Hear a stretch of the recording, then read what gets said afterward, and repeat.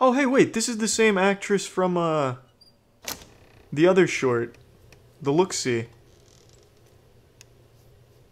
My immersion's broken. Or it's the same universe and this woman is getting haunted by the laundryman and the Look-See. And just has shit luck.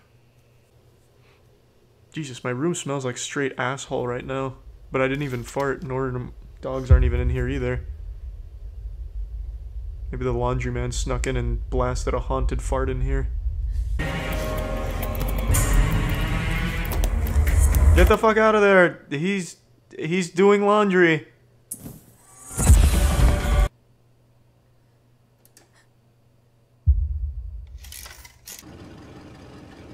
Glory Hole Action 3? Is that a horror short? Okay, so she gets the... You know what, let's just get to the plot point. She gets the armoire, there it is. Now scare me. Imagine being afraid of a piece of furniture.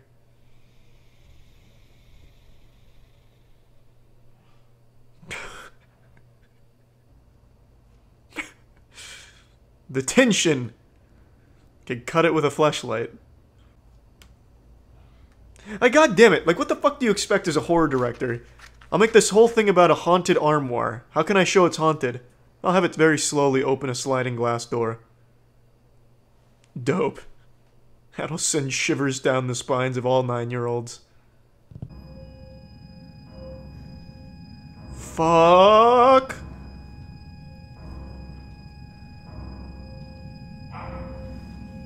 What happened? Did the armoire just eat her clothes? Oh, the hair on her neck is standing up.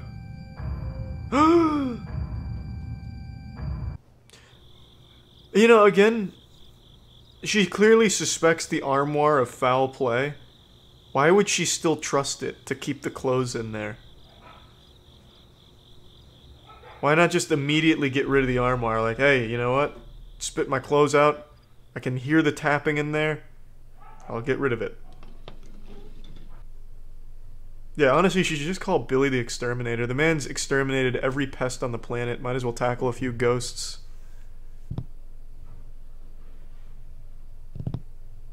Why is he doing that?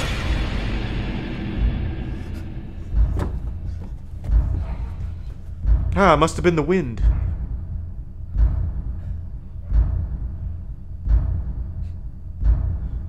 Imagine being such a pathetic demon that the only thing you can possess is a fucking armoire. Oh my god! Hey, hun! Hey, hun, you mind if I look hot in front of this armoire? There's a man floating above us. Hey, don't give away his hiding spot. What the fuck? I don't see a man. It's just Pro Jared's dick pic on a string.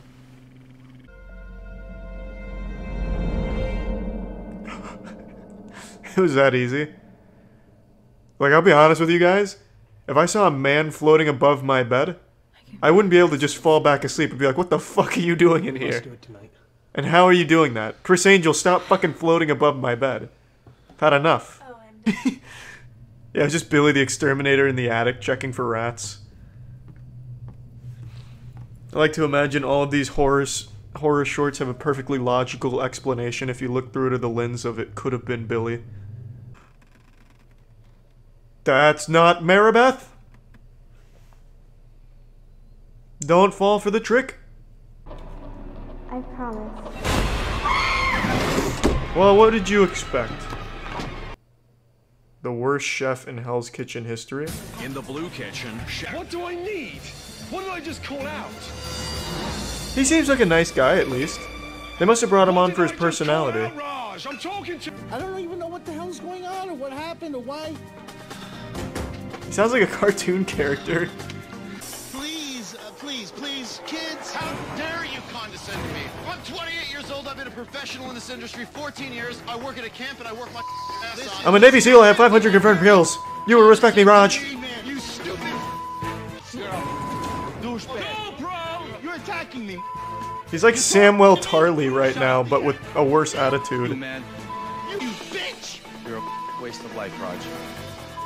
He's a waste of life because he can't make pasta. I can't make pasta either, Boris. You want to come say that to my face? Huh? I'm the mongoose. Huh, big man Boris? I'm on your side, Raj. Fuck these guys. Listen, if you Just too much. shut up.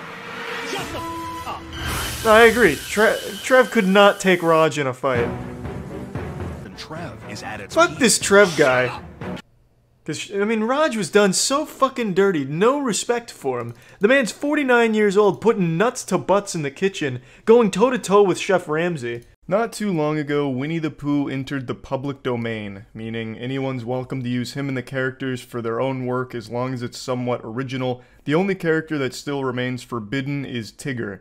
They're keeping that copyright under lock and key, but every other beloved character in the 100-acre wood you're welcome to go hog wild with. You can make your own Winnie the Pooh cinematic universe if you'd so choose.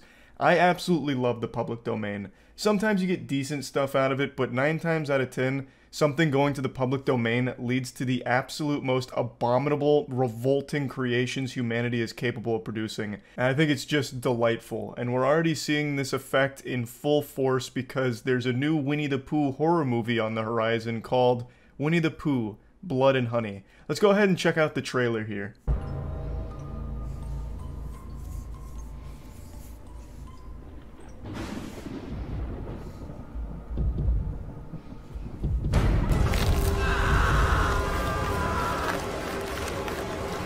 The plot, I think, is outstanding. Seems like something that'd be written by Stephen King himself. Christopher Robin has abandoned Pooh and the gang, and they're upset. So now they're coming for skulls. They've gone rabid.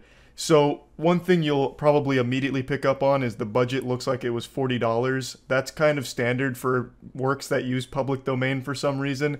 You never really see huge budget works that borrow from the public domain, at least not as like the core focus. But that doesn't matter. You see, there's always a certain charm to these things. We need to go. Laura's dead. There's someone else outside. Now, there's no CGI here. This is all practical effects, if you can believe it. This is a real costume and someone underneath it, but it looks so good you probably thought it really was the actual Winnie the Pooh come to life. I love the costume design here. This seems like something they found in a Party City dumpster that vaguely resembled Winnie the Pooh and then hatched the idea for a horror movie centered around it. What was that?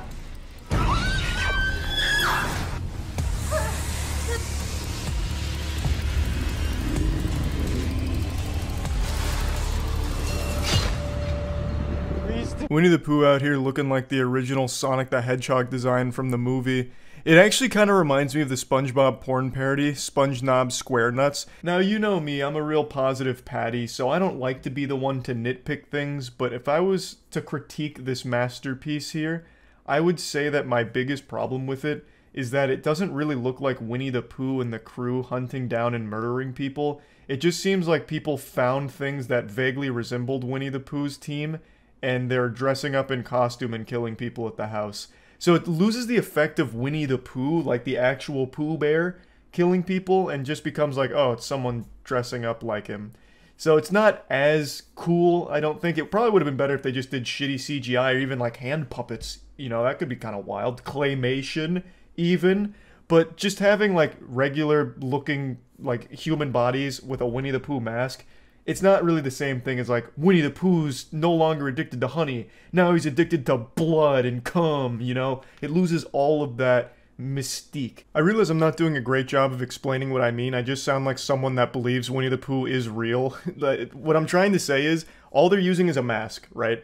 Like, the body is still very human-like. Like, they just have normal clothes on. Like, Piglet's wearing a fucking trench coat, you know? He just looks like some edgelord from a video game, but he has a pig mask on. You know, nothing tells me that that's Piglet. I wouldn't see this trailer and immediately think it's Winnie the Pooh and Piglet. I'd think, oh, it's just a normal slasher movie and they're using a pig in bear mask. They should have done at least the bare minimum of giving Piglet, like, little hooves, you know, instead of just, like, normal hands. Because, like, when they have the sledgehammer or the axe, whatever it is, like, it's just normal hands. He's got gloves on. He's got fucking 5 fingers and gloves on. You know, instead of, like, little piggy stuff. You know, little piggy appendages. So, again, it just feels like it's normal people and wearing masks. It doesn't feel like it's fucking Winnie the Pooh's team, you know, that's come together to purge. And I feel like that's what they should have gone for. Be friends, why are you doing this, please?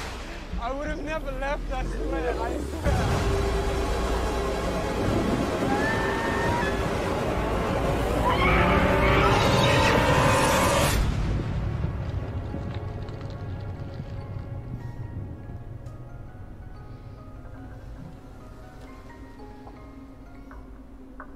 Yeah, overall, I know this movie's gonna be a big stinker, but I can't wait for it, because I'm thinking it's going to be, like, enjoyably bad. It looks like it's made with a high level of self-awareness that they know that it's fucking stupid, but they're fully embracing it, so I can respect that. I, again, just wish they had sold the idea that it's Winnie the Pooh and his friends a bit more, instead of just having it be people with Winnie the Pooh cheap costumes from Walmart. You know, there's definitely a better way of doing it, I think. But I'll try and remain somewhat optimistic here. Winnie the Pooh is a property that's awfully close to home for me. I, of course, used to watch the cartoon. I even had a couple of the games. I had a lot of Winnie the Pooh merch, so I was a big Pooh Bear fan. And I'd love to see him really make the leap into the big screen in a big way. A way that I haven't seen him before, you know? It's time Winnie the Pooh adapt. Maybe they make this a really deep plot, like something really interesting, a compelling narrative where they ran out of honey in the 100-acre wood, and honey was the only thing that, like, calmed the mind of Pooh. Like, Pooh entered the 100-acre wood as a serial killer, piling up mangled corpses for years, like one of the biggest war criminals this planet's ever seen. But once he found that special honey in the 100-acre wood, it calmed him down, you know, simmered him down, and, you know, he became a really nice guy. But now that they're out of honey, he's gone back to those primal instincts, and he's back killing again. There's really just a lot they could do here. Maybe Christopher Robin revisit the 100-acre woods after Winnie the Pooh's killed his wife and his friends at the house, and he's trying to figure out, how do I beat this manic, fucking bloodthirsty demon? And that's when Eeyore falls out of a tree. He's missing all of his limbs, eyes popped out of the socket. There's blood, viscera everywhere. He's got tears in his eyes, and he says, as he's crawling his way there with his one limb, using it like a peg leg, he says, "Christopher, the only thing to stop Pooh is Pooh himself." And that's when it connects in Christopher's mind. The neurons start firing. He's like, the honey. That's what Pooh loved the most. So then Christopher Robin has to biologically engineer new honey and then beat Pooh with it. I don't know. There's just plenty they could do besides just use cheap fucking costumes and sledgehammers in a house, right? Like, they could get a lot more creative with it, and I hope they somehow do, but this trailer just seems like the most generic, low-budget slasher ever invented, but with Winnie the Pooh's mask. Unfortunately, I'm pretty sure that's exactly what we're going to get, something that just capitalizes off the shock of Winnie the Pooh being a killer. So just trying to use it as like a little marketing thing, like, here's a pretty standard horror movie gore fest, but look, it's Winnie the Pooh. Give us some money. And I'm sure they will be profitable, because if they sell more than 10 tickets, I'm sure they made back their budget. And I'm going to be one of the people watching this movie. So, you know, I'm going to give it a try. I love to see shit enter the public domain, especially something as influential as Winnie the Pooh. This is a huge one, so I'm excited to see the first use of it here, and hopefully it's a fun, bad movie instead of just like a boring one. Or maybe I'll be completely surprised and it's an amazing movie. We'll have to wait and see, but anyway, I just wanted to talk about it a little bit because it's pretty silly. That's about it. So yeah. Wow. Yeah, I just saw the Winnie the Pooh horror movie, Blood and Honey, and it is, without exaggeration, one of the stinkiest horror films I've ever had the pleasure of watching, and undoubtedly in the top 10 worst films I've ever seen in theaters, which is truly an honor, because I've seen all kinds of worthless, absolute trash. Now, I'm sure you all know Winnie the Pooh's public domain now, which is why this film was able to be made in the first place. This isn't like an official Winnie the Pooh production. It's not canon. This isn't going to be part of the established Winnie the Pooh lore. The property went to the public domain Thunderdome, meaning anybody could use and abuse it freely. So a lot of people tried to latch on to the tit and suckle some milk out of the power of the IP. And this led to this production here. It was a very cheap one that was haphazardly thrown together, clearly trying to capitalize off the wackiness of its concept. What if Winnie the Pooh killed people? And that's about it. That's as far as the creativity goes. And it's very clear they rushed the fuck out of this because nothing works. This is the laziest, most unapologetic cash grab I've ever seen in my life. But it doesn't even have the decency to be self-aware. It is bad at everything it tries to do, and it doesn't even do it with like a smile on its face. Of course, I knew going into this it was going to be bad. Anyone with eyes could see that this would be dog shit. I mean, just look at the costume. They didn't even bother putting any effort into Winnie the Pooh or Piglet. They just found the cheapest masks available at Party City and then just had two guys wearing the masks. That's it. They also have human hands. And also a lot of times the mask kind of rides up a little bit so you can just see like a normal human actor underneath the mask. It's just a disaster. This is one of the few films where I actually took notes during it because I felt like I was so insulted and I couldn't believe what I was watching. So I jotted down a few notes during this, also because it was basically just me and Aaron in this movie theater watching it together, fucking stunned by what we were witnessing.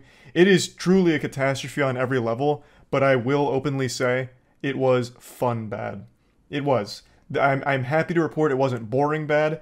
Its sheer incompetence and its inability to do anything right while not being self-aware made it a fun, enjoyably shit film. So I'd like to walk you through a lot of what happens here. Clearly we're going to get in spoiler territory, so fair warning, though I don't know why you'd give a fuck about spoilers for this kind of movie. It's not exactly heavy on the narrative at all. So let's go ahead and dive in. Just to give you a quick example of how much they cared about doing this cheaply, they don't have Winnie or Piglet talk. They clearly wanted to save money on the budget by not having additional voice actors try and impersonate Winnie or Piglet, so they came up with this. During a harsh winter, Winnie the Pooh hatched this genius idea to eat Eeyore in order to save the rest of them. So they sacrifice Eeyore for the greater good, they eat him, and then take a vow of silence because they were so traumatized by what they had done to their friend. So they never speak. So that saved them some money.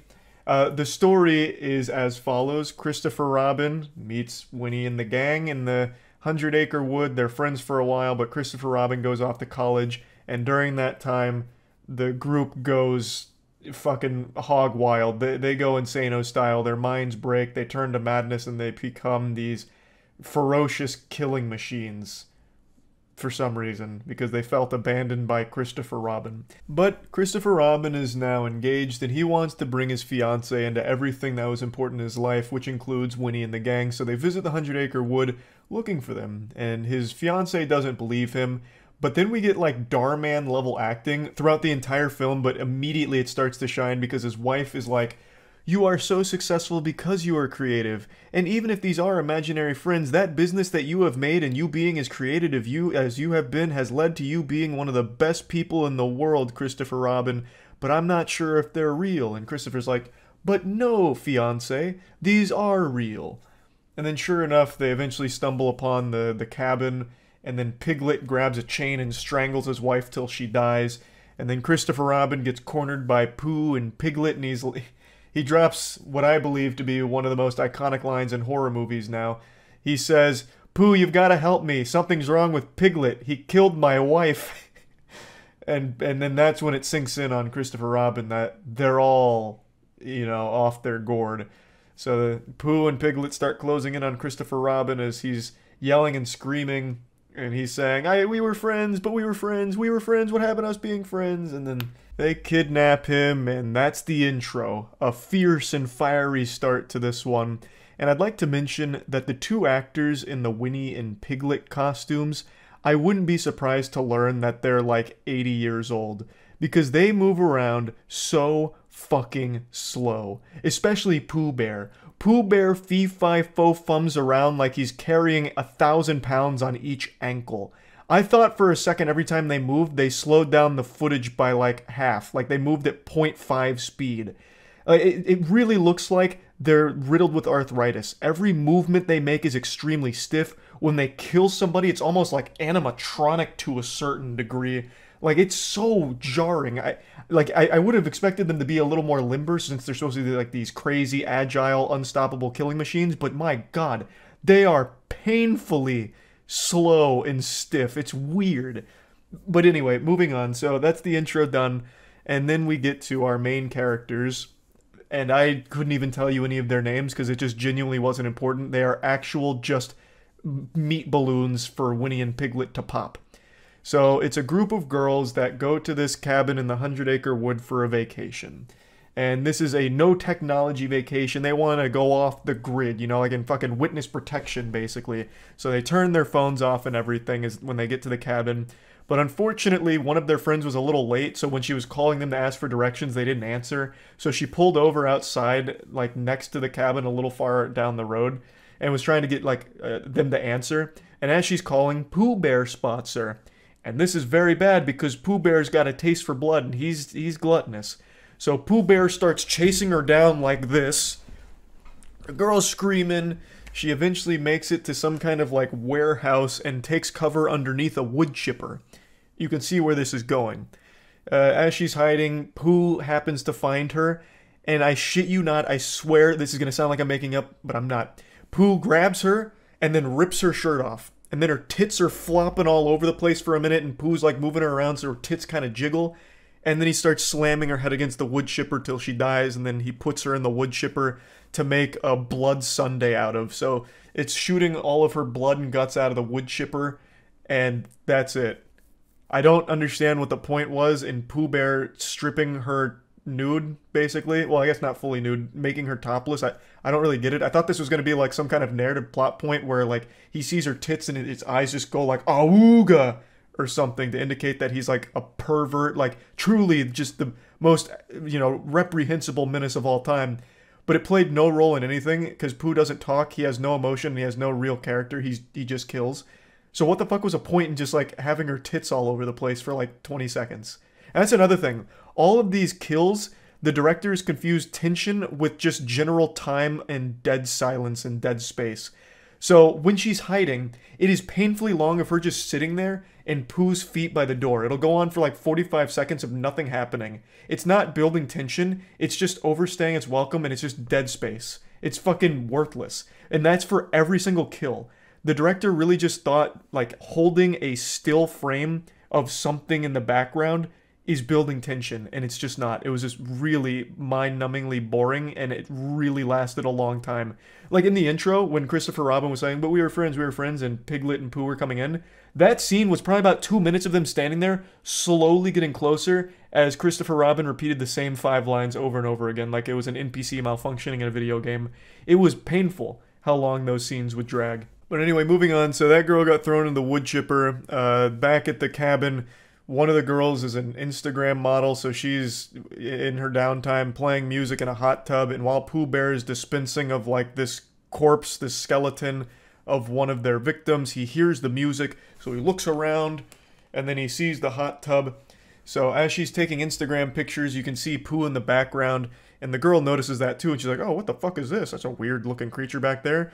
So then she turns around, literally knows Pooh is there and knows that it's some kind of fucked up abomination back there, and she's like, you know, I know you're there, but you're not gonna ruin my vacation, or what was the line? You're not gonna ruin my hot tub, or something? I don't know, it was a terrible line, but she recognizes that there is a complete stranger in these fucking woods, this giant fucking animal recognizes that, and then just says, you're not gonna ruin my time, so she gets back in the hot tub, where she gets chloroformed by Piglet and Pooh Bear. So then they fucking hog tire on the front porch and then steal one of their cars, and Piglet puts his foot on her while Pooh Bear slowly drives over her skull, and then you get a close-up of her skull slowly exploding so her eye pops out at the camera, and then blood starts squirting, and they're using the worst CGI of all time for the blood squirting, and eventually her head just pops and blows up. The genre that this movie's in is torture porn, pretty much. Like, that is basically all it is. It's just Winnie and Piglet torturing and killing people. I even forgot to mention that Christopher Robin is being tortured by Pooh. He was hitting him with Eeyore's tail, just, like, fucking flogging him with it. And this is what I'm talking about with a lot of things they try they didn't even bother to follow through on. There's a moment where Christopher Robin's like, I know you're still good in there, Pooh. This isn't you. You killed my wife, but I know you're still good in there. And then Pooh has this moment where he, like, cries, and then he breaks some boxes, and then he looks at himself in the mirror, and then he goes back to hitting him with Eeyore's tail, and it's never explored again. Like, ever, at all. Like, there's just this brief moment of vulnerability, but then he goes right back to just being this two-dimensional killing machine. So now, back to the cabin, they blow up that girl's head with the car. It turns out all of the other girls, for some reason, spread out across the land, so 2 of them are by, like, a pond, talking. Another 2 of them are literally, like, doing nothing, just standing around doing nothing. But they hear their friend scream, and they all run back to the cabin. They see her corpse, they freak out, they go inside, and Pooh is written "Get out" in blood on the window. So now they recognize they're being hunted, they're under attack, and they're trying to find things to defend themselves with. And then the main girl remembers that she brought a gun with her on this vacation. Her backstory is she had a stalker, so she's been a little scared of things, so she has a gun. And when she mentioned that, both Aaron and I thought it was going to be like a Glock or something, like a normal gun, you know, like a normal kind of gun that you see in movies. Well, it turns out the gun she brought is a fucking revolver. But not just any revolver. It's like a goddamn 6-shooter straight out of Overwatch. Like, she was fucking McCree. She had this giant goddamn revolver. She came out here with that big iron on her hip. So she pulls out this massive revolver, a fucking 50 caliber hand cannon. And they're like, okay, now we can defend ourselves. But then they still split up. And so the girl with the revolver and her friend, they get into like a sniper's perch, and Pooh is just standing in the middle, like looking down, looking all confused, as they have like a clear shot on him, but they're not taking it for some reason. Then Pooh walks into the kitchen. So then we go to the other group of 2 girls that for some reason split off near the pool, and Piglet's over there, and they freak out. One of the girls falls in the pool. The other one, Piglet pushes, and she gets knocked unconscious. And then Piglet, fuck, it is so hard to describe how awful this is. Piglet is after the girl in the pool, and he has a chain and a sledgehammer, and he starts like slapping the chain against the pool water, trying to get her, and the girl's like moving backwards like slowly in the pool as Piglet's hitting the water, and this goes on for like 2 minutes. It's terrible. And then eventually he's like, this isn't working, I'm gonna get the sledgehammer. And while he's getting the sledgehammer, the girl, instead of like getting out of the pool, like a normal logical decision, like getting out of the pool and running away while he's getting the sledgehammer, she instead like gets closer to him in the pool. And I thought this was going to be like a fight back moment where she's going to like grab the chain and yank him in and try and kill him. But no, she just gets closer to him as he gets the sledgehammer. Then he gets the sledgehammer and she starts backing up again in the pool, like slowly swimming her way back.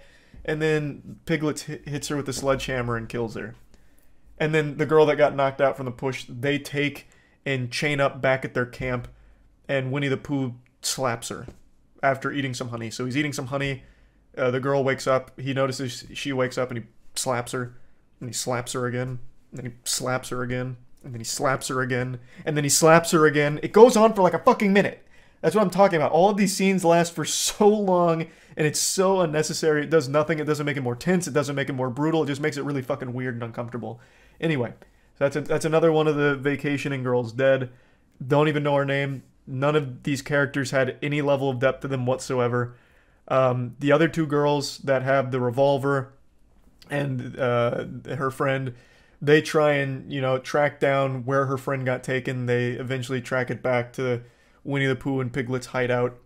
And there's now another girl that's been captured and she's screaming. So they free her and she's been mauled by Piglet, so her face is all fucked up and it makes her mad. Then they free Christopher Robin as well at some point, who's still alive, just being tortured. So now they have Christopher Robin freed and this completely random girl that also happened to get tortured by Winnie the Pooh and Piglet. And the girl whose face is all messed up from Piglet grabs the gun and says, I'm going to make that bastard pay for this.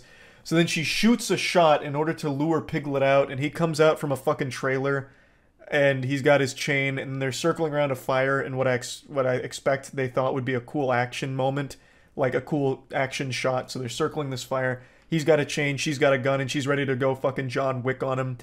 But then she tries to shoot him, and it's out of bullets. It turns out the girl only packed a single bullet in that revolver, which leads me to believe that her plan for the vacation was to play fucking Russian roulette with her friends. Why would she only load a single bullet into the revolver? And that's not even the stupidest part about that scene. Because they freed that girl, they freed Christopher Robin, Piglet and Pooh had no idea that was going on. I think they both went to sleep for some reason. They could have all left. But when the girl took the revolver and said, I want to make Piglet pay, the other 2 girls, well 3 because they had freed her friend, the other 3 girls just decided to watch. So they get in the closest proximity they can to this showdown, which happens to be a single keg, like an actual beer keg they hide behind, and they're watching it, like peeking over the side while this complete random woman has their gun and is about to shoot Piglet. They all just came over to watch. For no reason. They could have just left. They could have left and they would have survived. They would have been fine. But they decided to be spectators here, and it's like an episode of Scooby-Doo. Like, they couldn't help it. They're just peeking over to watch it go down. So once it's clear that the girl's out of ammo, Winnie the Pooh comes up behind her, knocks her down, pours honey on her face, and Piglet eats her face off. And that's when Pooh notices that the 3 other girls happen to be behind that keg of beer watching. So then he's like coming at him like this. And 2 of the girls run away, but the other one hides and grabs a sledgehammer and ambushes Piglet. And she hits Piglet twice in order to get revenge for the friend that she killed. The other 2 girls are running through the forest, which is, I believe, miles away. Like, they ran miles, like, in a matter of seconds, and Pooh's following them like a goddamn robot. But after Piglet gets hit twice, he screams, and Pooh hears this miles away, and somehow Pooh instantly teleports back to the camp, and right after that girl delivers the killing blow on Piglet, Winnie the Pooh kills her by stabbing a machete through her throat and hanging her up on a post. Every character in this movie has super speed or like Dragon Ball Z level instant transmission because they're teleporting all over this place. They'll teleport from the cabin to the Pooh hideout to the woods, back to the cabin, all in a matter of actual seconds. It's fucking crazy. But anyway, now we're down to our last 2 survivors. Piglet's dead. Pooh's very upset about all of this. Sorry, just checking my notes, making sure I didn't miss anything. I'm skipping over some other shit. Like, it's so bafflingly fucking terrible. But anyway, the next important plot point is the 2 girls make it to a road, and there's a pickup truck of some goofy dudes in there. One of them comes out looking like the fucking crypt keeper, and they're like, what's wrong with you girls? You're not making any sense. What do you mean you're scared? Who are you scared of? And then Pooh's on the road, and they're like, you scared of this joker, this clown? Alright, we'll get in the car, we'll take care of this. And they march up to him with baseball bats, beer bottles, and a crowbar. And they're like, hey, bub, what did you do to scare these girls? You're not a nice guy, are you? So then they start beating up Pooh Bear, and he's just tanking all of the shots. And then I wrote down how he kills them because it's so wild.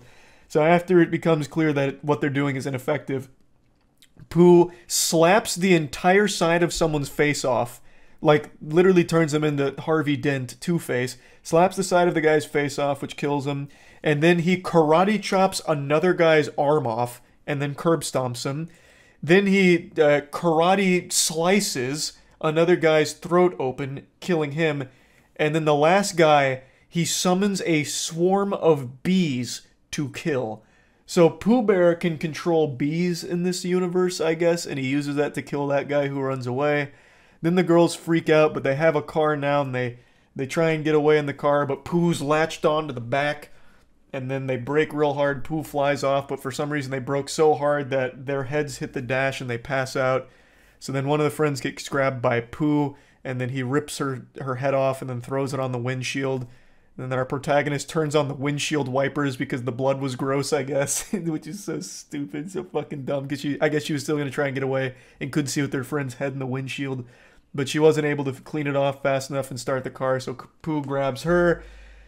And he's about to kill her, but then Christopher Robin comes speeding in another vehicle and hits Pooh, which stuns him, but it doesn't kill him. So then Pooh grabs that girl one more time, slits her throat in front of Christopher Robin, and then says the only line that Pooh and Piglet have, and he says, "You left us." And then, after, kills the girl, slits her throat, and then just starts stabbing her a million times as Christopher Robin cries and runs away. Roll credits. I just summed up the whole movie for you. That is the whole movie. I am convinced that they were padding for time with all of those very long, drawn-out sections of, like, nothing happening. I think that was in order to fill time, in order to make, like, the bare minimum for a feature-length film, because this movie is fucking short. Like, way shorter than I would have ever expected. It's over in, like, a single blink of the eye. And everything that happens is so half-baked and terrible. All of it looks terrible. None of what they even attempted to do lands in even the singlest, slightest capacity. I thought this would be self-aware goofiness. It's not self-aware. It is goofy, but for all the wrong reasons, which almost makes it better. Like I said, it is enjoyably bad. It is fun bad. It's no Moonfall, unfortunately, but I did enjoy my time watching it. It was something special. Like, oh bother, I tell you, this one was a super stinker. And I just had to come home and vent about it and talk about it because holy shit. It has a 5% on Rotten Tomatoes, which I actually agree with. It's very rare I agree with Rotten Tomatoes scores. That one's right on the money. 5% sounds about right. The audience score of 51%, though, I can't understand because it is enjoyably shit. Like, it is a fun, bad movie. It's something wild. That's about it. See ya. I'm going to show you an image, and I want you to tell me how it makes you feel. What does it say to you? Now, I don't want to scare you, this isn't meant to be frightening, but it will be a bit distressing. Think of it like a therapy session, and this is a Rorschach. You ready? Here it is. BuzzFeed Studios jump scare. Don't worry, it's gone now, it can't hurt you anymore. I know that seeing BuzzFeed Studios elicits a feeling of sadness and despair. I honestly didn't even know BuzzFeed was still around. I thought we had eradicated that plague many years ago, but I guess it's still got a heartbeat, no matter how faint, and they're going all in on this horror movie called Dear David, which is based on a Twitter thread. I shit you not. That is the most BuzzFeed shit imaginable. They're making a Twitter thread horror movie. A stunning, brave, and bold twist on the horror genre here. Innovation at its finest, and that's what BuzzFeed is known for. I really can't wait to see what's next for the creative minds at the BuzzFeed Studios basement. I want to see what else they'll cook up in that cursed kitchen. Perhaps a Netflix original thriller about a bubbly blogger who's now facing her worst nightmare when she goes to Starbucks and was served a grande instead of a venti. Fucking teeth chattering. Chills, I tell you, chills. BuzzFeed Studios, they're aiming for the fences. They're swinging for a big home run, and goddammit, I think they might just hit it. This trailer for Dear David is impressively awful. Before getting into the trailer itself, I'll just go ahead and show you what it's based on. It's from this thread in 2017 where a comic artist named Adam was documenting a series of hauntings he was experiencing from a dead child named David. And this is the police sketch of David, I guess. It looks like something out of Ed, Edd n Eddy, but this was meant to be taken seriously. He tried to play it off as a very real thing, even though it's very clearly just a load of baloney, just some fish paste to have a bit of fun. But there were tons of people that were really, like, encapsulated. They were hooked. They tuned in every day for the latest update from Adam on David. You know, is David still trying to kill you? What's David up to? Is he out there playing with Hot Wheels again in the middle of the night? Oh my god, David's a menace! We gotta fucking kill David quickly! That kind of shit. Like, they were really invested in the story, and now BuzzFeed is doing what they do best. Striking while the iron is completely cold and everyone has forgotten about it. Not the most timely execution here. This is 6 fucking years too late. The whole world doesn't remember this thing, and now BuzzFeed for some reason is trying to parade its corpse around to make money off of it. In a very pitiful attempt at that. They chose something that was only popular on Twitter 6 years ago, and only lasted for a handful of days, really. And they're like, yep, that's the one. That's our horror movie magnum opus. Dear David, let's run it. Like, I just can't even believe it. Why even bother? You're already so late to it. If this had come out in, like, 2018, maybe, then you might have a chance of getting a couple ticket sales. But this movie, Dear David, might legitimately sell 0 tickets. It's just incredible how out of touch BuzzFeed is. This is a film that wouldn't even be seen by family and friends because it looks so awful and uninteresting on a concept that no one cares about from a fucking Twitter thread. And it's integral to the film itself, too. Twitter plays a large role in the trailer. Like, that is so embarrassing. No one wants to go watch that. Like, if you went to the BuzzFeed office right now, I'm very curious what you would find. Maybe it looked like a dungeon where, like, there's only one light on. It's like a single light bulb dangling from a string. And, like, maybe 3 people on a computer still writing quizzes. What Harry Potter character are you? What does your favorite sex position say about your favorite Disney princess? Like, I don't know who's there and who came up with this. Not even AI would generate something this out of touch. Like, it blows my mind. But anyway, let's talk about the trailer now. I can't show you the trailer because I don't want to get, like, DMCA'd by BuzzFeed or anything. So I'll just show you some screenshots of it and tell you what's going on. So, they immediately get into the cringe because everything with BuzzFeed is like this imminent natural disaster of cringe, like a fucking tornado barreling towards you and you can't escape the embarrassment. So it opens up with the main character posting his comic on Twitter and getting roasted for it, saying it's bad, yikes, your comics are shitty now that you work for BuzzFeed. A literal self-insert with BuzzFeed here. So they're making comments like, you work for BuzzFeed, now your art's lame. And then one of his coworkers is like, it's the worst thing to do to engage with trolls online. And he's still engaging with trolls, and then he commits the ultimate sin. He summons the demon, David. by telling someone to die in a fire, D-I-A-F. After sending that message, he then says this verbatim: "Sometimes you've gotta troll the trolls." So clearly this dialogue is written by actual 66-year-old men here, because Jesus Christ. So then, after saying die in a fire, this mysterious Twitter account pops up saying, "Why are you so mean?" And if you look at the name, it's from Dear David. The shameless goofballs at BuzzFeed even had the gall to say that it's inspired by actual events. Oh, brother, it's inspired by an actual Twitter thread, not actual events. These events are about as real as the Blitzball Championship in Final Fantasy X. It's just a silly horror story that they cooked up. Nothing else. Just because it's written down in a Twitter thread doesn't mean that it's evidence that it's true.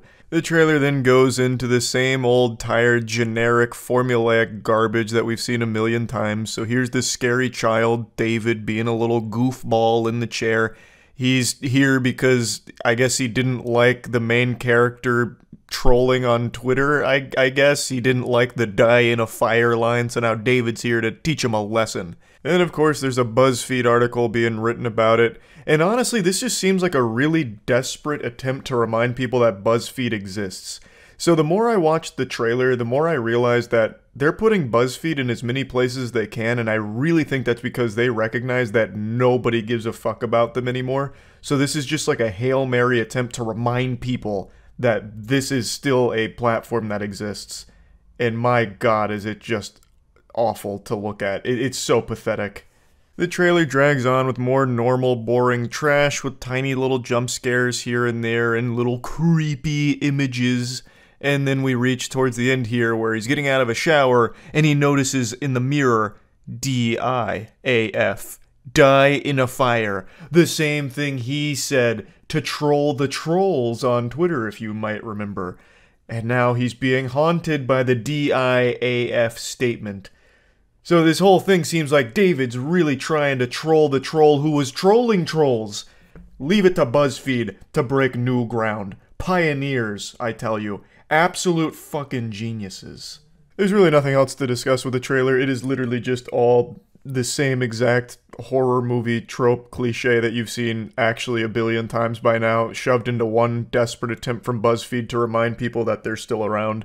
So yeah, this is already shaping up to be an extremely embarrassing endeavor from BuzzFeed here. It's not something anyone asked for, ever, really, and it's also 6 years too late anyway. I just don't understand the thought process.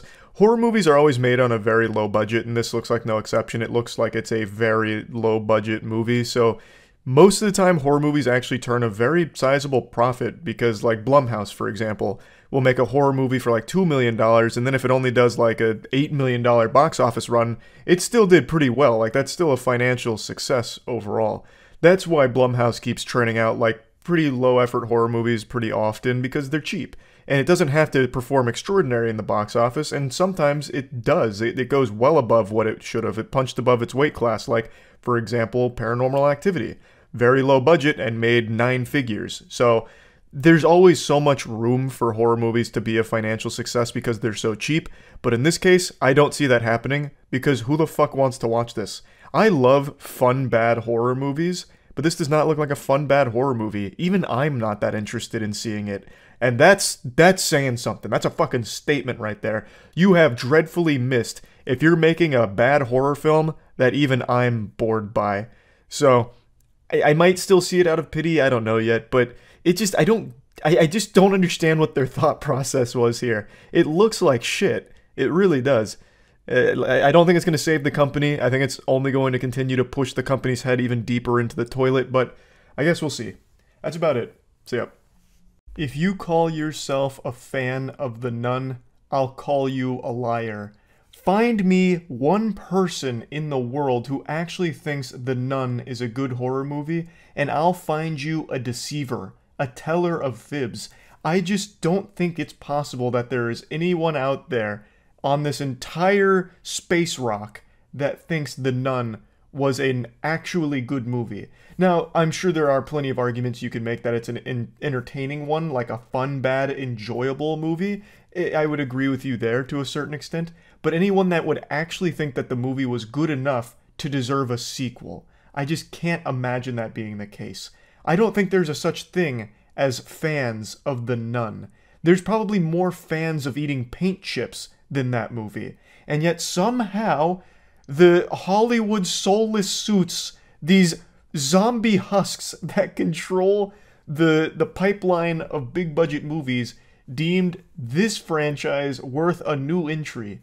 So we got The Nun 2 somehow. I just came back from watching it because I'm a sucker for bad horror films, and I thought maybe this one stood a better chance of being fun bad than the previous one, which I wasn't a huge enjoyer of, even as a like so bad it's good flick. I gave that puppy a 25% on the moist meter, so the sequel had some big shoes to fill. And unfortunately, the only thing that was filled was my water when I finished drinking all of it to keep myself awake. Every single scene in this film, except for maybe one or two, is a scene that they have literally used 1,000 times by now. In their own franchise, in the Conjuring movies, in the Annabelle movies, every scene in The Nun 2, I'm pretty sure is copy and pasted with a different skin for this film. They're not even trying. Like, there's not even an iota of effort put into this. I'll get my only compliments out of the way right now. There are two scenes that stood out to me as, like, actually being creative. And one of them was about the main character, Irene, whom you'll remember from the first film, having visions. And the visions in this film work like Genjutsu in Naruto. So, fucking Itachi here traps her in a Genjutsu, and she's seeing the nun on a billboard. There's crows flying by. It's actually very much like Itachi. Maybe that's who the demon is. And so she's looking at this board that has all of these magazines on it. Wind blows in, it starts flipping the magazines around, and the magazines flip to a bunch of different pages that eventually form something that resembles the nun. And then she jolts her arm out and strangles Irene. And it was pretty cool. I was like, that's very interesting. And the jump scare was pretty effective. Not that jump scares are something to be proud of, per se, but if you're going to do them, at least do them well.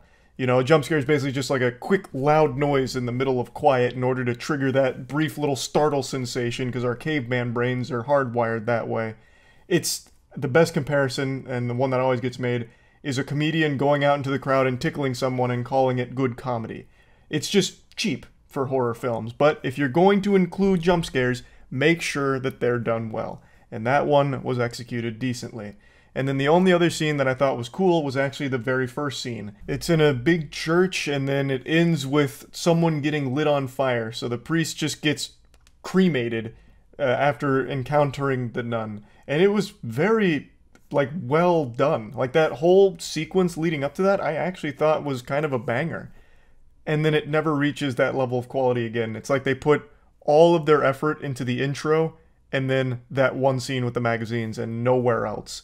Now that I've got all the compliments out of the way, let's go ahead and dive into the rest.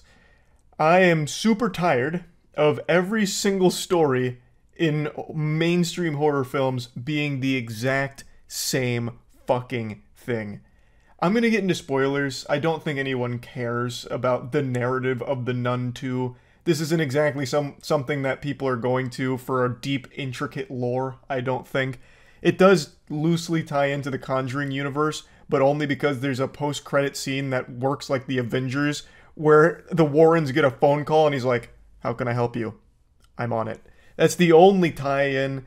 Other than that, there is nothing here that even connects it. So anyway, the film's narrative is the exact same plot to about 5,000 other horror films. Like, almost to a T. I'm confident now that these are being written by AI, because it's just taking the same DNA of everything else and doing nothing different with it, not even a unique spin. And like all other horror movies that have come before it, if you stop and think about the plot to this for even just 2 seconds, the entire movie falls apart. Let me explain how that works in this film. So, the first scene that I mentioned, the one that I like, yeah, the nun lights that priest on fire, literally just burns him alive with no effort at all. And then never does it again. Falls into the same tropey horror garbage where once the demon is doing what they want to do, all of a sudden the extent of its power is opening and closing doors, or making a scary face appear to spook somebody, or moving some chairs around, or or something like that. It's just, it becomes so weak, even though, like, at the very beginning of this film, which in real world time of the movie, well, that's the opposite of real world time, in movie time was only like a month ago, we saw it light someone on fire effortlessly. And now all of a sudden, all it can do is lightly push things around. It has about as much force as a light breeze in the summertime wind. Like, how? Like, what could have easily happened is the demon goes to the place it wants to go, lights everybody on fire, kills them instantly, and then gets what it wants. And what does it want? It wants an ancient artifact. So, the demon was able to find where the ancient artifact was, and it infiltrates a school. And at the school, it starts scaring kids. For no reason, really. Just starts startling children. And nothing else. And before doing that, it had actually just snapped the neck of a woman who gave a delivery to where the demon was staying. So the demon is still perfectly capable of killing people, yet for some reason when it comes to that school, with the main objective in that school, it decides not to kill anyone. Why? It easily can. It just demonstrated that multiple times, like, and now all of a sudden it's a pacifist? It just doesn't make any sense. There's no explanation for why the demon doesn't just kill everyone at that school and then get the artifact, because it knows it's there. It could just get it once everyone's gone. The only argument I can see for why it wouldn't want to do that is it doesn't know exactly where that artifact is, so it's trying to lead people on a wild goose chase to accidentally locate it. But I think that's kind of a weak theory, and it's one I'm just making up to try and justify bad writing here.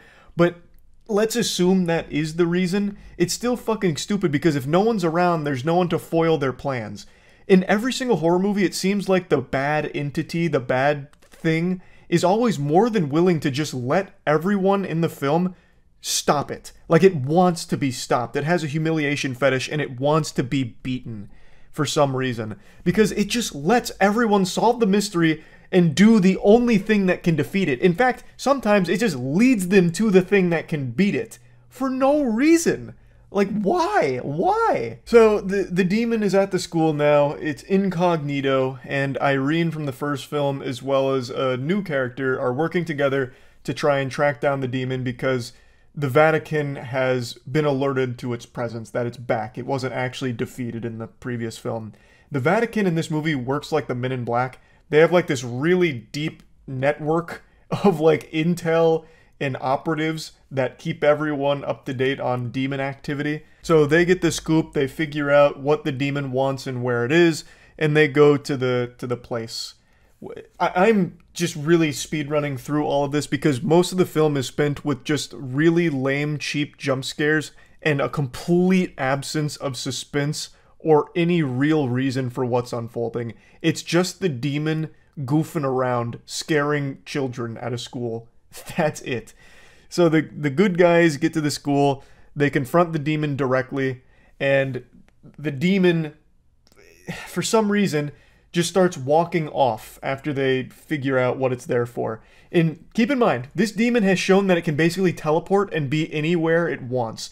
But at the end of the film, all of a sudden, all it can do is walk or jog a little bit very slowly, which is another trope in horror films where for the entire movie, the demon can be everywhere, and now all of a sudden at the end, all it can do is walk at the speed of like an 85-year-old woman. Doesn't make any sense, but that's exactly what happens here, and the good characters are trying to stop it, and the demon punches one of them, which sends her flying against some glass, and then force pushes another one and keeps walking. Why not just kill them? The demon has superhuman strength. That punch sent her flying. Could have easily killed her, finished the job. Like, there was no reason the demon wouldn't do that. And the force push, again, could have easily just killed her instead. But makes the decision not to. They catch up to the demon after getting pushed away. They all together get the artifact, and it's a big struggle between the demon and the humans. Even though I don't know how that can even be a contest because the demon has superpowers. It could just push them away. But it scarcely uses that, and when it does, it's like a very light push. So they engage in this struggle over the artifact, and eventually the demon starts slamming one of the girls' heads onto the concrete, and I was like, oh, he's about to kill her. And then doesn't. After slamming her head on the concrete, the demon lifts her up in a chokehold, like he's about to perform a cane choke slam, And then one of the students grabs the artifact and runs away, and the demon looks, sees the girl running away, and for some reason just lightly drops the main character. When earlier in the film, he did something similar with a complete stranger and snapped her neck effortlessly. He could have easily done that to the main character and would have solved every single one of the demon's problems. Like, there would be no one left to stop him. But inexplicably just lets her go. And also, I forgot to mention this, a goat man gets summoned, which was actually kind of hype. This is another compliment, the goat man. I'm a huge fan of cryptids, and they legitimately made goat man here. And he chases people around on all four. It's really silly, and it made me giggle. So I did appreciate the goat being in here. That was cool. Actually looked like fucking Mr. Tumnus out of Narnia. It was a great character. So the goat's chasing some of the little children while one of the other nuns is there trying to protect them. And then the main nun, main character, and one of the other children are struggling over the artifact to defeat the bad demon nun. And it ends in an anticlimactic showdown where the demon finally once again uses the light someone on fire move, but instead of just immediately lighting up the main character in flames, slowly starts like a small fire on like her bottoms, which slowly goes up instead of just immediately lighting them entirely on fire like we saw the demon do at the beginning, which gives the girl just enough time to remember that her mother, whom she had mentioned a little earlier in the film, had superpowers basically, and thus the main character has the superpowers. And an explosion of wine happens, which is changed into the blood of Christ, and it melts the demon, and the day is saved. I've summed up the majority of the film there. I left out a couple of details, of course, but it's so fucking dumb. It's so dumb. It's insultingly stupid. There's not even really that many fun, bad moments in here. It's just such a snooze fest because it's every single horror movie trope ever rolled into this film. Unapologetically. Like, if you're going to do that, at least get creative when it comes to your jump scares and it actually builds some suspense and do something fun there. It doesn't even try outside of a couple of scenes. Damn it. So yeah, I don't know why they even bothered making a sequel to The Nun. The first one was terrible, and this one I'm actually going to say is a little better. Like, objectively speaking, I think this movie is a little bit better than the first one, but it doesn't make it enjoyable. Like, it's just slightly better than a piece of shit. It's like a less stinky piece of shit. But yeah, I just wanted to rant about this movie a little bit because I am still shocked that it even got a sequel in the first place. Yeah, hopefully the next Conjuring movie's good. We'll see. But anyway, that's about it. See ya. What's more brave? Running into a burning building to save the life of a family trapped inside? Or offering a controversial take on a beloved horror movie that just released? I think both are equally as brave, but there's only one that I'm courageous enough to actually do. And that's giving a horror movie that has the entire film world going gushing grannies mode over it a less than perfect score. Less than 100%, which is controversial, it seems. Longlegs. I already know me name-dropping this film and stating that I'm giving it a less than perfect score has probably already had a few people spitting out their Budweiser while cracking their knuckles, turning to their keyboard going, no more Mr. Nice Guy. But I want to be clear up front, I think it's a good movie. But I don't think it's anything special. I think it is dreadfully overhyped. I went into it with really high expectations because all the reviews, it had like 100% on Rotten Tomatoes, and everyone that I was reading from was saying things like, scariest movie humanity's ever produced. This one's gonna keep you awake for the rest of your life because you won't be able to think about anything besides how frightening this film was. It's gonna have you looking over both shoulders anytime you pass a dark corner. Like, crazy praise. Which is rare for a horror movie. So, I saw it last night, and I gave a little pseudo moist meter on stream last night. I'm going to play that for you here, but be warned, it's a bit of a hot take because it seems like not many people feel the same way I do about it. Now, I already know there's plenty of people that aren't actually going to bother hearing what I have to say about the movie. You've already made your minds up about me that I'm some brainless Cro-Magnon that just couldn't understand Longlegs, which is why I wasn't scared by it. I promise you that's not the case, because Longlegs itself is a film that I feel like you can't walk away without understanding at least the majority of it, because the very end of the movie drills into you exactly what it was all about and what was happening.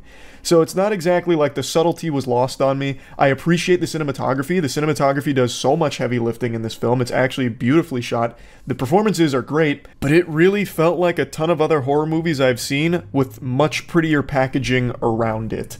Especially... I'm not going to get into spoilers. This is completely spoiler-free. I want to make that clear up front. And also, I already know there's other people that'll use some other kind of explanation for why I didn't like it. Oh, Charlie only likes horror movies with jump scares, which is a crazy take, considering I hate most modern horror films. I think the vast majority are irredeemable dog shit, and a lot of that is because they have an over-reliance on jump scares. My favorite horror movie is Hereditary, and by all accounts, that movie is a slow burn. It's an unrelenting, eerie, tension-building film, and the jump scares don't really come in until like the last 10 minutes, which is my least favorite part of the film, because it kind of just devolved into normal horror cliches in like a 10-minute montage. They just speed run every jump scare ever, which I thought was kind of silly, but I still think Hereditary is a horror movie masterpiece. So the pacing of the film being slower in Longlegs, I actually think is a very big positive thing. So that's definitely not any kind of complaint I have, and I hope no one gets that twisted. Anyway, I get into more specifics on stream, again, while avoiding spoilers, but I kind of just vomit out my thoughts a little bit more there, so you can really take in this hot take for you. I'm gonna give you a little live moist meter on Longlegs here. I was extremely excited for this movie. It had so much hype, like all the headlines were, "This is the scariest movie ever, you won't be able to sleep without a nightlight on, hope you got your mom to give you some warm milk on standby after seeing this one, because it's gonna scar you." It's the scariest movie in decades, certified masterpiece, 100% on Rotten Tomatoes, and all the trailers looked amazing. So it came out today, and I just got back from it. Overhyped.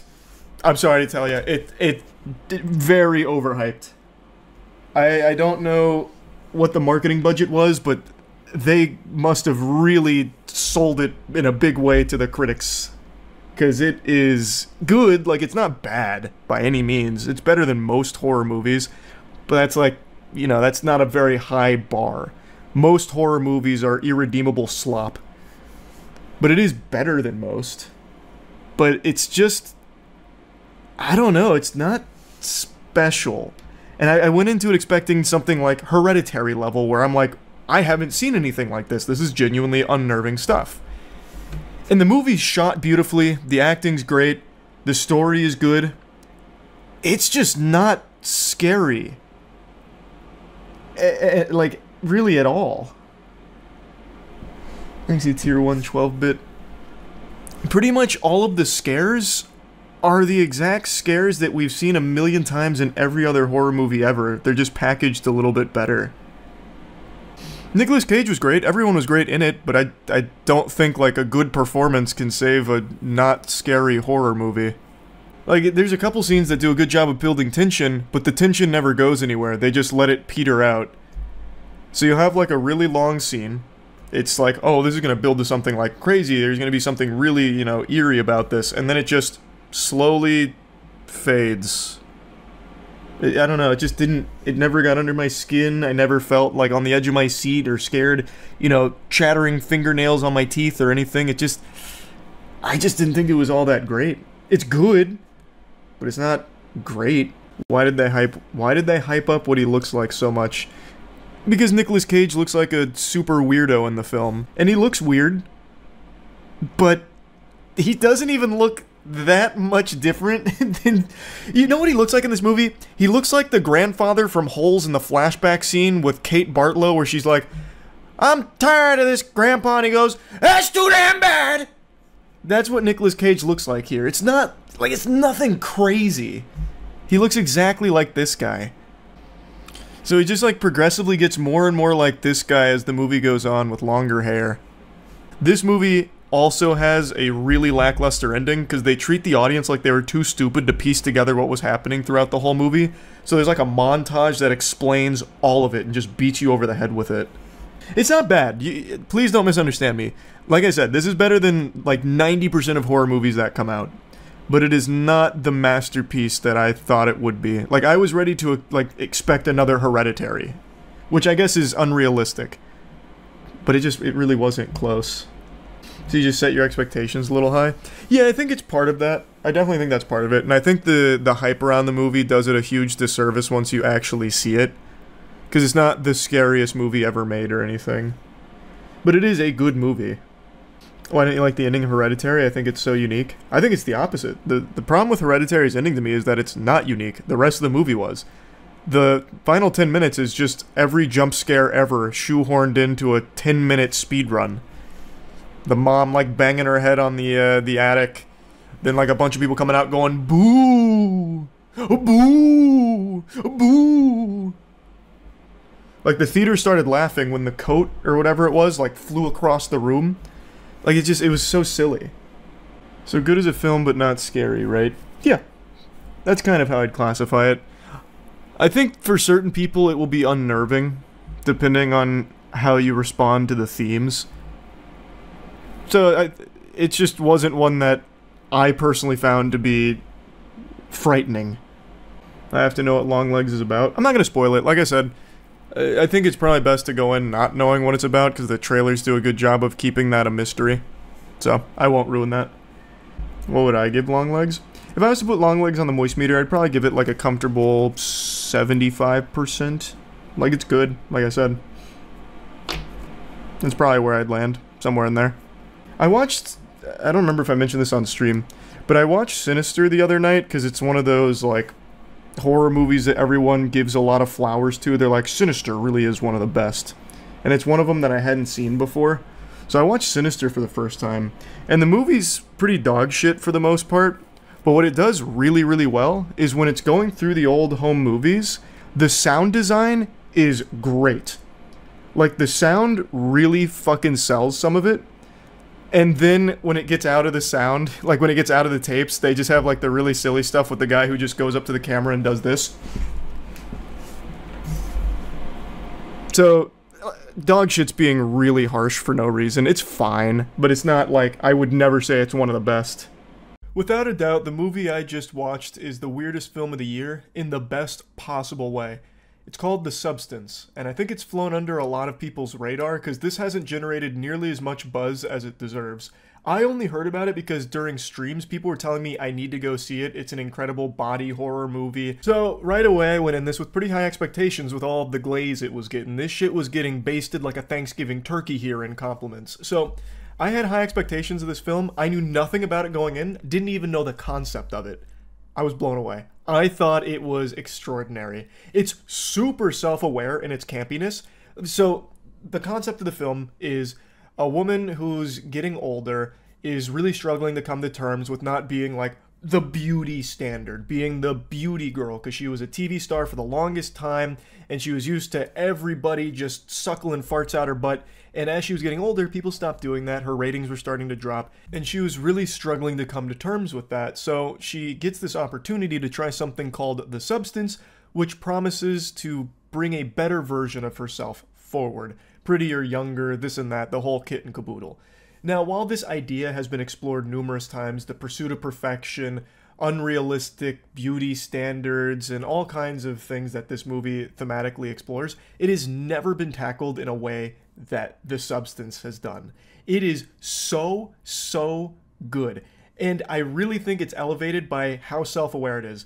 Very clearly, there's a lot of Cronenberg influence on a lot of what you see and a lot of what you experience with this movie, and I love it. It was so refreshing, it was gross, it was yucky, and I'll get into the nitty-gritty of it for sure, but I really do think this was a pretty special film, but not everyone is going to like it. We went with a pretty large group, and I'd say 60% loved it, and the other 40% were repulsed by it. They hated it. Drew was livid. There was steam coming out of his ears. He hated sitting through this movie so much. He wanted to be neuralized by the Men in Black just to get it out of his mind because he thought it was just that trash. And I feel like that's going to be an experience for a lot of people. There are going to be people that can really appreciate it and those that are just going to be super put off by it. I guess another thing worth mentioning that some of the people that hated it pointed out is that probably a good like 20% of this movie is spent naked. So there's a lot of titty and ass and like close-up of boobie and ass. Like sometimes it came out of nowhere like a jump scare with bang, honkers. And there is a lot of that for sure. I don't think it's like needless nudity or something. When it's there, there's a reason for it, but there is a lot of it there that maybe some people might find to be like excessive, because there were moments where it was like actually like softcore porn to a certain extent, especially because one of the big things is, you know, I'm not going to get into that because I think that's probably too big of a spoiler, but the sexuality of things does play a role in the actual plot of it all. But me personally, I was smiling ear to ear from start to finish like there was someone tickling my armpits. It had me in such a good mood. Like, it was so fun. It was silly in all of the right ways and at all of the right moments. It was serious at all of the right moments, and the body horror is so good. Typically when something tries to be body horror in 2024, you know, the modern age, they just do the laziest, cheapest shit ever where it's like CGI blood coming out of orifices and maybe like an eye poke or something. This film, it goes hog wild. It was like watching a live action Meat Canyon film. I thought it was so good. And it also does play around with the blood too. There is like eruptions of blood. There's tons of guts and gore and everything. But that's not the bread and butter. This whole film, from the way it's filmed to what it presents you with for like the monster creature design, is stellar. I love how everything in this film feels like it's under a microscope. So even something as simple as, you know, the Hollywood big shot smoking a cigarette, it's super zoomed in on the cigarette and like his pores, and he's like got saliva dripping out of his mouth while he's smoking it. He's eating some prawns and it's like really yucky sounds, like the worst ASMR ever. And you just sit there and witness all the grossness of it. Even when it's not body horror, it's just filmed in a way that just puts you on edge effectively. And I just thought it was great. Now, like I said, a lot of people hype this movie up saying that it's one of the better body horror films and like the best horror movie of the year. And I agree, it is definitely up there. And interestingly enough, there was a sizable chunk of people that thought I'd really appreciate it because it's eerily similar to a concept that I wrote about years ago. I had an idea for a short story that I put a tweet out about like 6 or 7 years ago, and I had even told a piece of that short story on our album, The Evolution of Tears for the Gentle Min, just kind of as like a silly little track, so we put it to music, and it was just like a short summation of the story. And fundamentally what it was just this dumb dog shit idea I had where a woman achieves immortality through birthing a clone of herself. So she gets to her octogenarian era, she's senile, she's about to buy the farm, but before she dies, she spontaneously gets pregnant and births an exact copy of her younger self with all of her current self's memories. And in the substance, it's actually kind of similar. So when she gets the substance, she collapses, her back splits open, and she spawns a young version of herself. So the big thing is, she is the Matrix, and this new person, this new being, is actually her. You are one, but it is two separate people, the old you and the new you. And the thing is, you have to keep switching bodies every 7 days in order to not have any like bad side effects from it. I'm trying not to spoil anything, but all of this I'm pretty sure is going to be in the trailers because it's the entire premise of the film. Now, if you've got your thinking caps on and you're using all the neurons up here, you're going to start to connect dots that my short story and the substance, they share some similarities. Now, I'm not necessarily going to be knocking on their door with a lawyer with some papers drafted or anything, because obviously my short story did not inspire this in any way, shape, or form, and they are drastically different. But I couldn't help but actually laugh once the birthing of the younger version of herself happened, which was a really good scene, by the way. But I couldn't help but laugh because I immediately drew that connection of, oh, this is like actually my short story that I'm watching right here, this one moment. Because that is fundamentally what I was writing about for it, in a much worse, stupider way. It's done significantly better in this film, but I just thought that was so interesting that it was like even remotely similar at any stage. So I just wanted to point that out. I'm not asking for royalties or anything, I just wanted to put that out there. Yeah, I just thought this movie slapped. As I mentioned, I think it is a very self-aware film in a way you don't really see that often. It's campy in the best ways. And let me give you an example. Dennis Quaid. Dennis Quaid plays this Hollywood guy. He has the television station that our main character was once the star of, and now the younger version of herself is now the star. Of course, no one knows these are the same person or anything. Like, to everyone else, they're two separate people. And he's a huge scumbag. He's a pervert. He's a bad weirdo. He's a degenerate. And Dennis Quaid leans into the idea of, like, Hollywood sleazeball so well. So, for example, when he's, like, just traversing the world, he's in these, like, steel-toed boots. When he, like, if he was walking down the hallway in any scene, it sounded like Sonny from iRobot jogging. Like, it just sounded like metal clanking against metal every time he made a move. And the way he moved is like Vince McMahon. So he's always doing this. So every time he's walking, he's hitting him with some of this right here. And he, like, his mannerisms are so silly. So, like, towards the end where he's like, pretty girls should always smile. And then he starts walking away doing this. Like, it's so over the top, but not in a way where I was like, damn, that's cringe. Like, he's doing too much. It was like, that's perfect.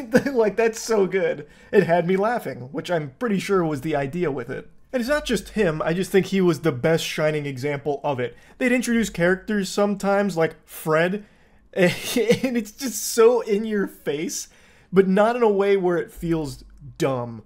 Like, it just feels like, oh, they're in on this being a joke, and it's supposed to be campy. But I will say there were moments where I think they expected the audience to be stupider. So, like, a big reveal, they did a subtle moment where it reveals it, and you're like, oh, I'm picking up on that. I see what they're saying with that. That's what that means. And then, once you have that realization, the movie immediately beats you over the fucking head with a hammer with what it is. They take all the subtlety away with, like, a flashback or showing you something, like, you know, behind the curtain with, this is what it is. This is it right here. Showing you, telling you, instead of just having any level of trust in the audience to piece it together themselves with what you've shown them. So that was a little upsetting because that happened a couple of times, and I just thought it was unnecessary in a film like this. Like, you set it up well, and you had a good execution of, like, this subtle reveal. I don't think they needed to take the extra, like, 5 minutes to give you, like, the monologue, and this is what it means, and this is why I did it, and this is who I am. I just thought that was a little much. But I just thought the film was super good. I love the monsters. When the monster stuff starts happening, again, not getting into spoilers, I thought they crushed it with the design. I thought it looked great. It did a good job of being unsettling and gross. People in the theater were audibly, like, recoiling, going like, oh no, you know, actually emoting during a film, which I have not heard in so long in a movie theater. So I think it accomplished its goal. And it's the perfect amount of weird. Like, one of the monsters pukes out a whole titty. Like, it actually pukes out a breast, a single boobie. It just plops onto the ground, a disembodied tit. It's like, whoa, wow, that was interesting, you know? I just think the substance is a pretty special film. I thought they crushed it. I really did. But again, I think there's going to be a ton of people who hate it. This is not a film I think that's for everyone. It is a weird movie, and I think you need to go in there ready to accept that it's, like, cartoonishly over the top. And once you do accept that, I think you're going to have a ton of fun watching it. So, yeah, that's really about it. So, yeah.